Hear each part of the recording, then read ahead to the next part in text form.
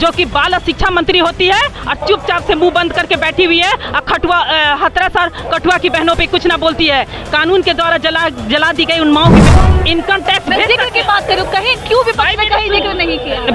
विपक्ष का जिक्र आपके पास तो सिस्टम का सबसे बड़ा हिस्सा है, आप वहाँ पे पकड़ाएं। ये लड़ाई किसी पार्टी विशेष की नहीं है, ये लड़ाई जनता की लड़ाई है। जिन्होंने छाछ और दूध पे जीएसटी लगाया, जिन्होंने मणिपुर की बहनों के साथ अन्याय होने दिया, जिन्होंने कठुआ हथरस की बहनों के साथ अन्याय होने दिया।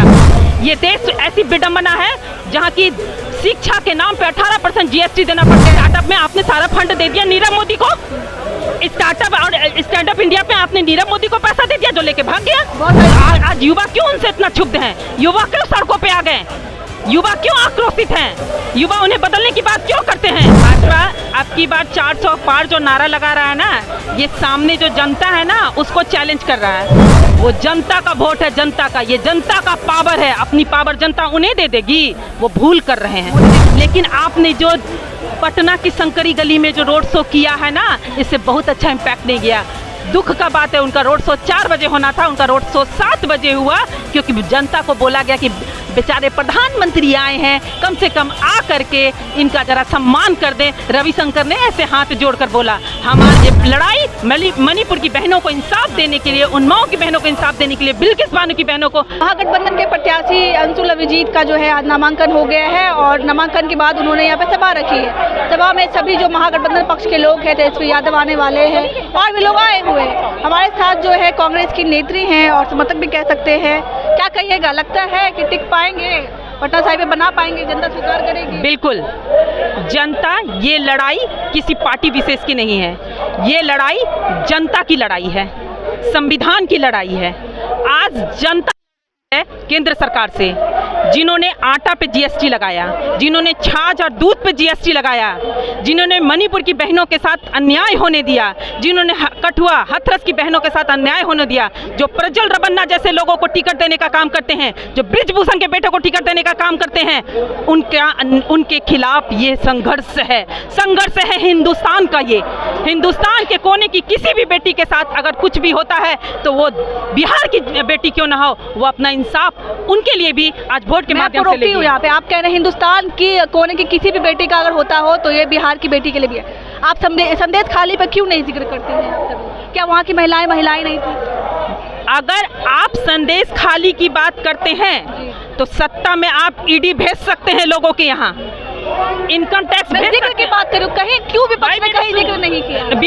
विपक्ष का जिक्र आपके पास तो सिस्टम का सबसे बड़ा हिस्सा है, आप वहाँ पे पकड़ाएं। जो आरोपी है उसको डालें जेल में। आपको किसने रोका है? आप तो मत में हैं, आप तो ताकत में हैं, आप उन्हें भेजने का काम करें, उन्हें पकड़ें और जेल में डालें। हम वो मंत्री नहीं है जो कि बाल शिक्षा मंत्री होती है और चुपचाप से मुंह बंद करके बैठी हुई है और हथरस और कठुआ की बहनों पे कुछ ना बोलती है। कानून के द्वारा जला दी गई उन माओं की बेटी पर कुछ नहीं बोलती है, बिल्किस बानो पे कुछ नहीं बोलती है। हम वो मंत्री हमें नहीं चाहिए।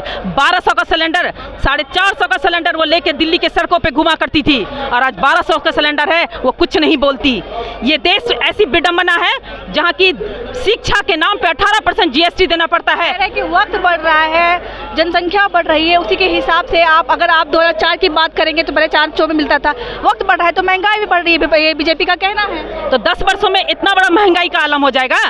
10 वर्षों में नौकरियों की वैकेंसी नहीं आई, वक्त बढ़ रहा है तो नौकरी नहीं बढ़ी। कह रहे हम स्टार्टअप दिए हैं, हमने आत्मनिर्भर भारत दिया है। स्टार्टअप में आपने सारा फंड दे दिया नीरव मोदी को। स्टार्टअप और स्टैंड अप इंडिया पे आपने नीरव मोदी को पैसा दे दिया जो लेके भाग गया। बहुत सारे लोग ने विजय माल्या। हाँ, तो बताइए ना, डाटा आपका तो डाटा नहीं है। आज युवा क्यों उनसे इतना क्षुब्ध हैं? युवा क्यों सड़कों पे आ गए? युवा क्यों आक्रोशित हैं? युवा उन्हें बदलने की बात क्यों करते हैं?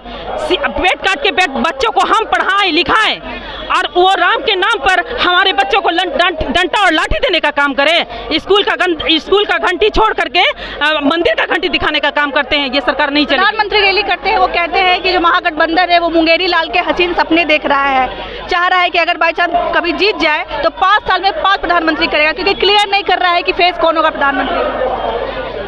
हम लोग गठबंधन के लोग हैं, हम लोग सभी के भावनाओं के साथ चलते हैं।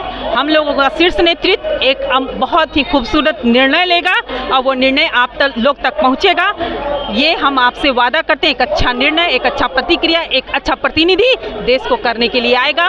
वो प्रतिनिधि जैसे मनमोहन सिंह को उन्होंने जगह दिया था, जो कि अर्थव्यवस्था के समय में देश को संभालने का काम किया, वैसे प्रतिनिधि फिर वापस से हमें मिलेंगे, इसका मैं आश्वासन देती हूँ आपको। लगता है कि इंडिया गठबंधन जो है भाजपा के आगे टिक पाएगी, क्योंकि भाजपा खुल के नारा लगा रहा है आपकी बार 400 पार, बिल्कुल आत्मविश्वास के साथ। भाजपा अब की बार 400 पार जो नारा लगा रहा है ना, ये सामने जो जनता है ना उसको चैलेंज कर रहा है। इस देश की जनता 5 साल में 4 वोटिंग करती है। जाते हैं वहाँ 4 उंगली दिखा रहे हैं। एक बार सुन लीजिए ना, इस देश की जनता साल में 4 वोटिंग करती है। Ward councillor, mayor, deputy mayor का, विधानसभा का और लोकसभा का। ये लोकतांत्रिक व्यवस्था में जो प्रधानमंत्री, राष्ट्रपति, हम और आप सबके वोट से एक होता है, हर इंसान एक हो जाता है, उसका अधिकार जनता से आप छीनिएगा। वो जनता का वोट है, जनता का, ये जनता का पावर है, अपनी पावर जनता उन्हें दे देगी। वो भूल कर रहे हैं। मोदी जी रोड शो पे आए थे, रोड शो पे उनकी घबराहट थी? नहीं, बिल्कुल नहीं गए थे। प्रधानमंत्री को देखने के लिए? अरे ये प्रधानमंत्री काम से जाने जाते हैं। प्रधानमंत्री को गलियों और नुक्कड़ों पे रोड शो करना अच्छा नहीं लगता, लेकिन आपने जो पटना की शंकरी गली में जो रोड शो किया है ना, इससे बहुत अच्छा इम्पैक्ट नहीं गया। दुख का बात है, उनका रोड शो 4 बजे होना था, उनका रोड शो 7 बजे हुआ, क्योंकि जनता को बोला गया कि बेचारे प्रधानमंत्री आए हैं, कम से कम आ करके इनका जरा सम्मान कर दें। रविशंकर ने ऐसे हाथ जोड़कर बोला। हमारे इधर कल रविशंकर बाबू घूम रहे थे, लोगों ने बोला कि आप समाज के लोग हैं, सम्मानित है, बैठिए, चाय पीजिए, लेकिन वोट मैं आपको नहीं दूंगा। ये जनता का मैसेज है, आप इसका छानबीन कर ले। आपके सामने ये कहा गया? बिल्कुल उनके सामने बोला गया कि मैं आपको वोट नहीं दूंगा। ये गाय घाट का निर्णय है, जनता का निर्णय है, क्योंकि जनता ने कहा कि आप हमसे वोट का अधिकार छीनने आए हैं। आपको हम वोट का अधिकार छीनने नहीं देंगे। आप देश नहीं, आप जनता से लड़ रहे हैं। अब जनता बताएगी कि इस देश की लोकतांत्रिक व्यवस्था में हम कितने बलवान हैं। ये लड़ाई उनके लिए नहीं, ये लड़ाई अपने आप को बचाने के लिए जनता लड़ रही है। ये लड़ाई जनता देश को बचाने के लिए लड़ रही है। ये लड़ाई युवाओं को बचाने के लिए लड़ रही है। ये लड़ाई मणिपुर की बहनों को इंसाफ देने के लिए, उन्माओं की बहनों को इंसाफ देने के लिए, बिल्किस बानो की बहनों को, रवन्ना जैसे लोगों को जवाब देने का है। उनको घसीट के ला करके देश पे फांसी की सजा सुनाना है। ये जो आप ब्रिजभूषण है, जो पहलवान बेटी, जो परचम लहराने का काम करती है देश पे, उसकी बेटी को जो आपने इस तरह से बेटियों को अपने सड़कों पे घसीटा है, और उनके बेटा को टिकट देने का परिणाम मोदी को मिलेगा। अंशुल अभिजीत के बारे में क्या कहिएगा?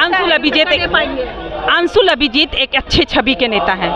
ये जो कांग्रेस मैदान है ना, कभी इस कांग्रेस मैदान में वहाँ बाबू जगजीवन राम, अनुग्रह बाबू, सचिदानंद सिन्हा और कृष्ण सिंह जैसे लोग यहाँ से दहाड़ करके अंग्रेजों को भगाने का काम किए थे, और आज फिर से बाबू जगजीवन राम का वंशज कांग्रेस मैदान में इसी के नाम पर उनको वोट दे, या कुछ उनके भी क्वालिटी पे दिया जाएगा? उनकी क्वालिटी अच्छी है, पढ़े लिखे हैं, बहुत अच्छे हैं, बुद्धिजीवी हैं, कैम्ब्रिज के स्टूडेंट हैं, विवेकवान हैं, चीज़ों को समझते हैं, हर लोगों की बातों को शांति से सुनते हैं, अपनी बातों को बड़ी बारीकी से रखते हैं।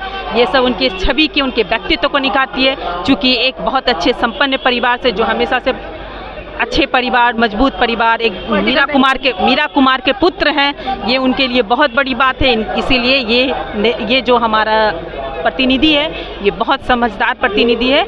ये पटना को रविशंकर जैसे 2 मुंह के सांप वाले लोगों से हटाने का काम करें। 2 मुंह के सांप? बिल्कुल, ये सामने से यहाँ बोलते हैं, पीछे से उसी दूसरे मुंह से हमें डसते हैं। चलिए, तो ठीक है। तो इनका कहना है कि अंशुल अभिजीत जो है सांसद सीट के लिए बिल्कुल परफेक्ट है, उनके हिसाब से वो बिल्कुल अच्छे हैं। बाकी आपका क्या कहना है, आपको क्या लगता है? आप हमें जो बताइएगा। तब तक के लिए धन्यवाद।